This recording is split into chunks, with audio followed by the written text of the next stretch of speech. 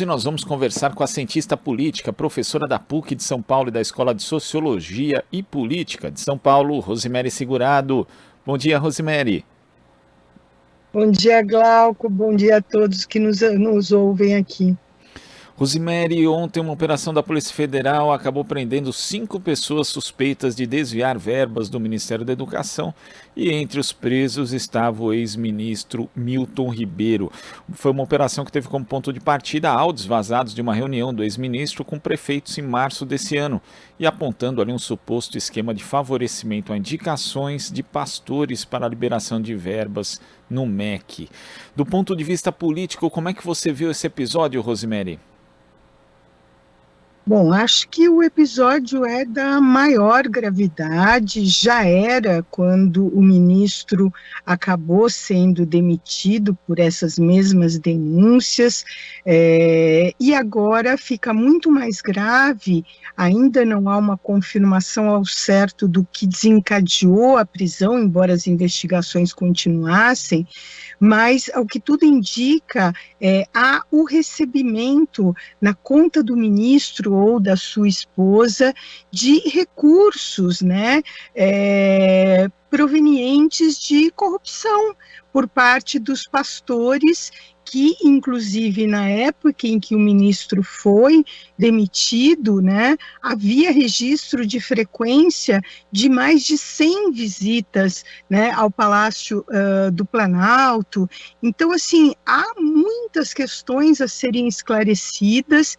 Então, ao que me parece é que se chega, inclusive, do ponto de vista político, né, isso não é exatamente uma novidade, mas fica coroado quando é um ministro, da importância que é um ministro de educação, considerando, né, os recursos e a importância desse ministério, e que, na verdade, expõe, né, o governo Bolsonaro, expõe especificamente a figura do presidente que entrou com um discurso anticorrupção.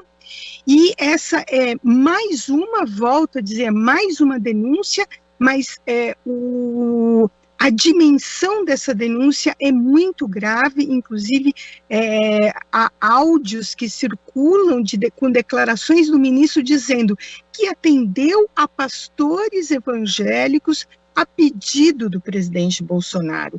Ou seja, é muito difícil que o presidente diga que não tem nada a ver, como ele fez ontem, né, dizendo que essa é uma explicação que o ministro deve dar sobre os atos dele, embora, quando as denúncias ocorreram há meses atrás, ele tenha dito que botava a cara no fogo pelo ex-ministro da Educação. Então, assim, o que nós vemos, e aí os bastidores de Brasília, os bastidores da política, é que isso não respinga, isso alaga, né, a imagem do presidente, que já anda muitíssimo abalada por outros fatos envolvendo corrupção. É interessante pensar que há meses atrás o senador Randolfo Rodrigues tentou dar entrada com um pedido de CPI, que à época, né, ele chegou a ter as assinaturas necessárias, que são 27 no Senado, mas obviamente o Palácio fez uma operação e alguns senadores desistiram. Isso volta, agora falta um único senador para que essa CPI possa ser apresentada. Então, eu espero que o Senado veja a gravidade do momento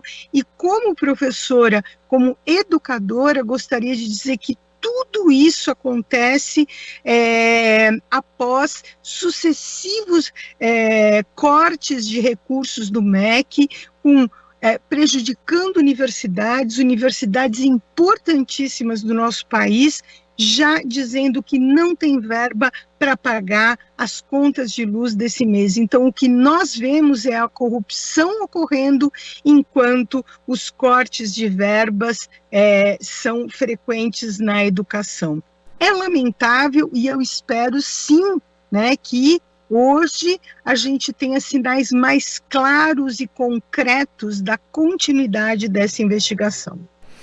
E a gente também sempre lembra, né, Rosemary, que é importante para a preservação do próprio Estado de Direito, que se respeite o devido processo legal e que, obviamente, o ex-ministro da Educação, assim como os outros acusados, tenham direito à ampla defesa, até porque é uma prisão cautelar como essa, né, uma prisão preventiva nesse caso, não significa necessariamente que ele seja culpado das acusações, mas também é bom que a gente lembre que são justamente os grupos bolsonaristas e boa parte da mídia conservadora que acaba corroborando esse discurso, né? E então, nesse caso, nesse aspecto, Rosemary, a gente pode dizer que esse método, esse discurso anticorrupção, que é um discurso enviesado, e a gente já conversou muito a respeito disso aqui no Jornal Brasil Atual, que o bolsonarismo sempre fez, acabou agora, principalmente depois desse episódio, se voltando contra ele mesmo? Na verdade, enfim, cai a máscara, né? Mais uma vez, eu volto a dizer, não é a primeira, talvez pelo Ministério e pelos agentes e pelo esquema envolvido, né? Cai a máscara e é por isso que há um desespero muito grande por parte das milícias digitais que estão atuando para tentar fazer a operação abafa e dizer não é nada disso, né?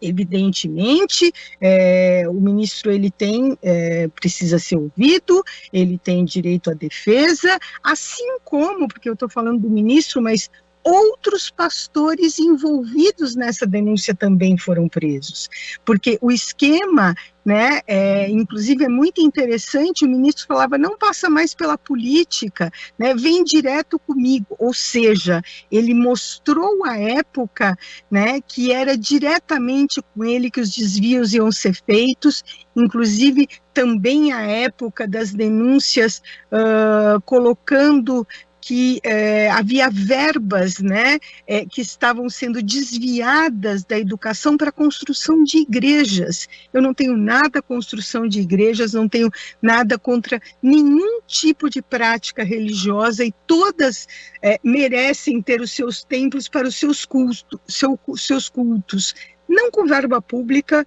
e não com verba da educação. Acho que esse é o ponto importante e é o que mostra, né, a hipocrisia do discurso, né, Bolsonaro, que se elegeu como aquele que ia combater a corrupção, como aquele que ia tirar os corruptos do poder, e o que nós vemos, já vimos isso na CPI da Covid, né, uma CPI que foi importantíssima e que trouxe à tona, né, denúncias importantíssimas envolvendo corrupção, tráfico de influência, venda das vacinas que nunca foram compradas, vacinas que não eram autorizadas, toda sorte de corrupção, porque acho que é importante dizer, a corrupção não envolve somente dinheiro, né? A corrupção, ela pode envolver outros tipos de recurso, e o que nós vemos é uma espécie de um profissionalismo por parte do governo, né, no uso da corrupção, o que mostra que esse discurso é um discurso que não se sustenta pelos atos, não se sustenta pelas práticas, e essa investigação precisa, sim, ir até o fim para encontrar todos os responsáveis, né, e para que eles sejam punidos, obviamente, com aquilo que está previsto na lei. Não podemos aceitar, né, que imagine, inclusive, eu fico pensando, né, para todos aqueles que têm a Bíblia como um livro sagrado, uma das formas de corrupção realizadas pelo ex-ministro da Educação e pelos pastores era colocar a sua foto num livro sagrado.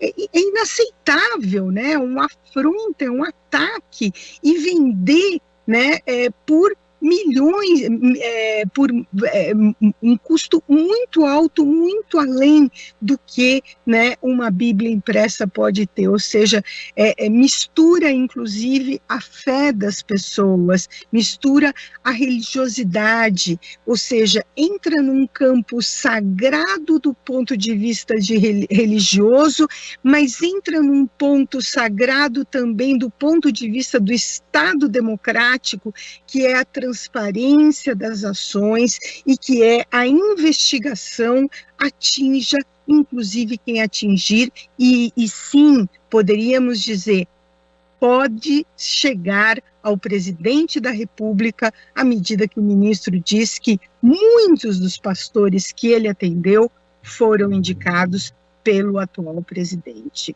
Temos que investigar e temos que investigar até o fim.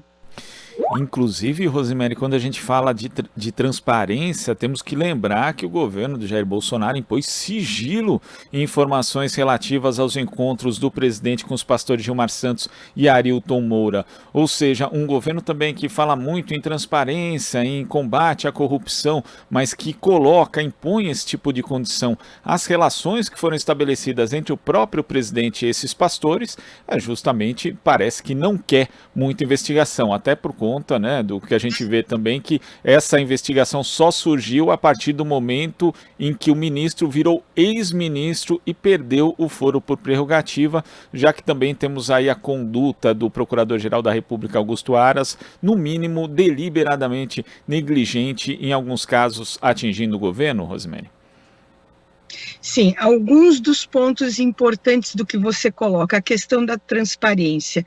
Eu acho que, assim, um Estado democrático de direito, ele tem que ter como princípio basilar, como um pilar da sua sustentação a transparência, e para isso ele precisa fortalecer todos os instrumentos disponíveis para que essa transparência seja exercida.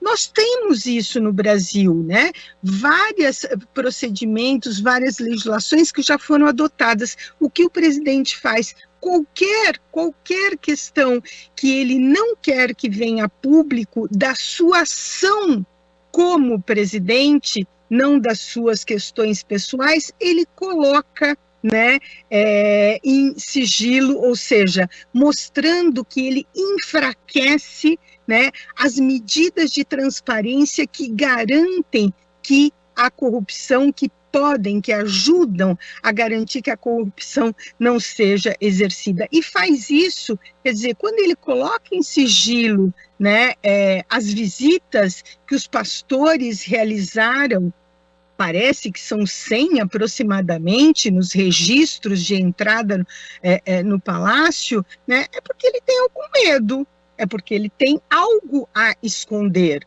né? Quem não tem nada a esconder, deixa, né, que as suas ações e as suas ações como presidente fiquem, né, abertas para que a sociedade não tenha nenhuma dúvida, né? Mas se ele tem esse tipo de postura, é porque a gente deve duvidar, sim, e por isso que a investigação, por isso que uma CPI, né, é importante para que esses sigilos sejam quebrados, né, para que essa conduta, né, venha à tona e para que a gente possa efetivamente mostrar quem são os responsáveis e romper com essa trama da corrupção que tomou de assalto, né, o governo Bolsonaro, e aqui nós estamos falando só do Ministério da Educação. Então, assim, os chamados, né, que nós passamos a conhecer como gabinetes paralelos, né, já vimos isso na CPI da Covid, esse gabinete paralelo, atua nas sombras do poder, né? Atua usando a máquina pública para fazer desvio de recursos, enquanto, volto a dizer, nós na educação estejamos muito necessitados dessas verbas, seja na universidade para pesquisa científica, seja para dar continuidade à expansão do ensino técnico, do ensino médio e tantas outras áreas da educação que estão absolutamente falidas, enquanto esse dinheiro vai alimentar e enriquecer os pastores. Eu gostaria de dizer,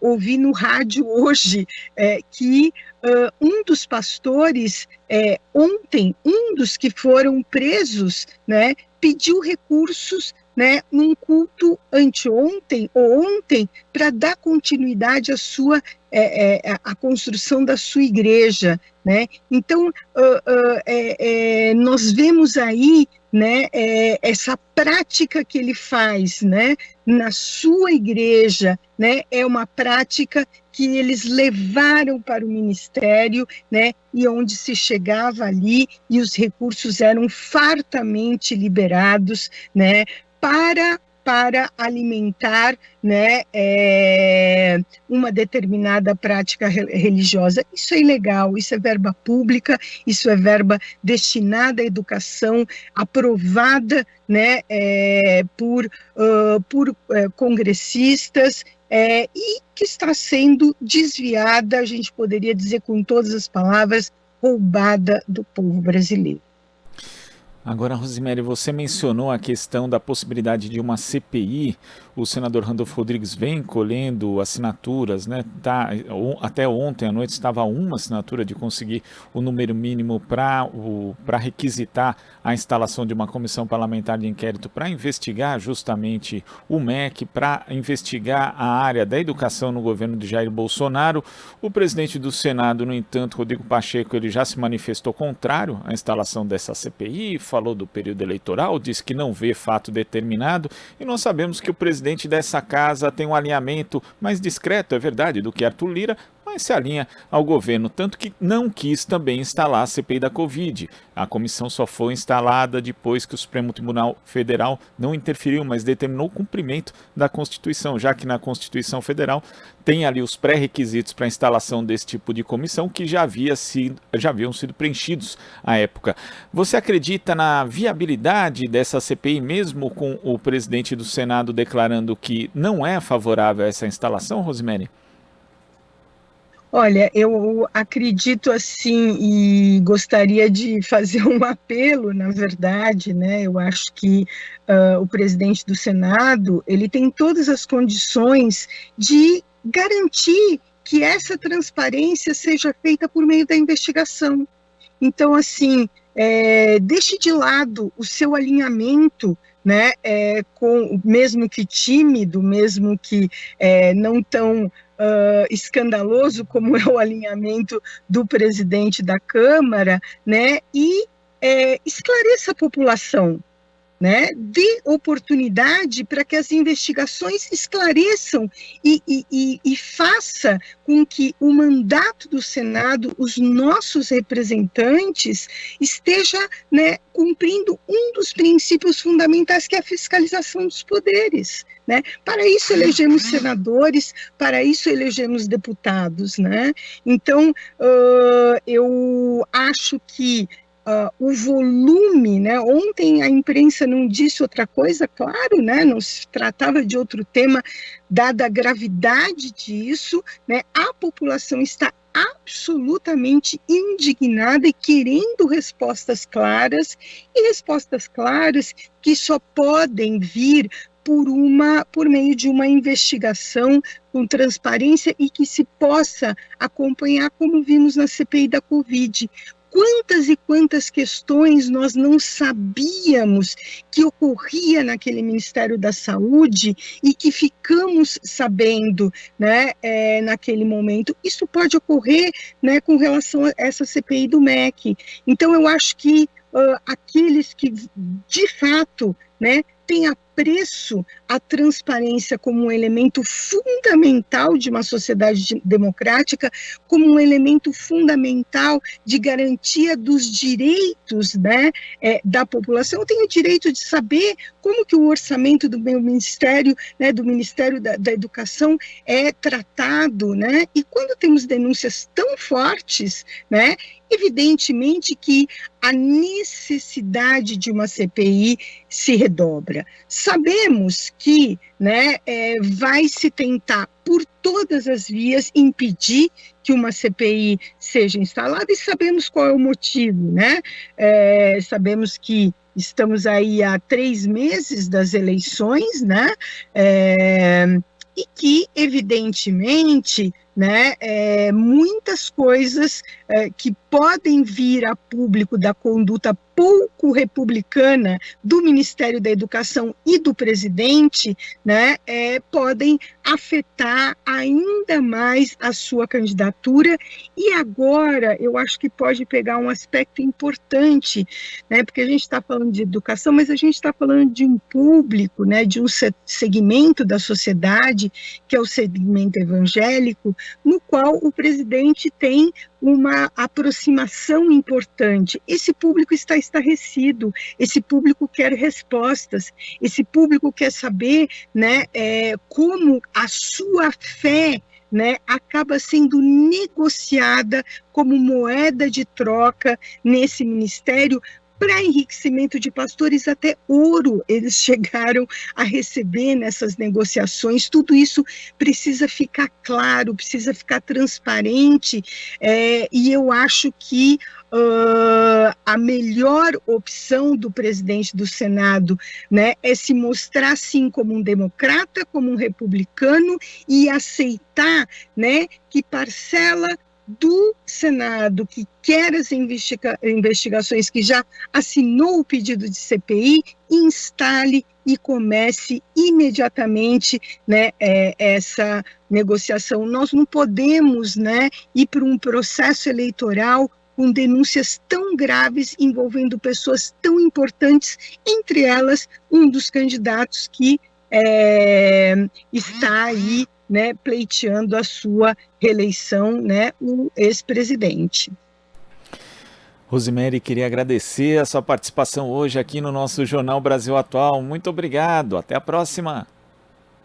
Até a próxima, bom dia a você, bom dia a todas as pessoas que nos acompanham. Vamos esperar aí que o dia de hoje, acho que promete novidades aí nesse processo. Um abraço. Abraço, vamos acompanhando aqui o desenrolar dos fatos. Conversamos com a cientista política, professora da PUC de São Paulo e da Escola de Sociologia e Política de São Paulo, Rosemary Segurado. Aqui você ouve as notícias que os outros não dão. Jornal Brasil Atual.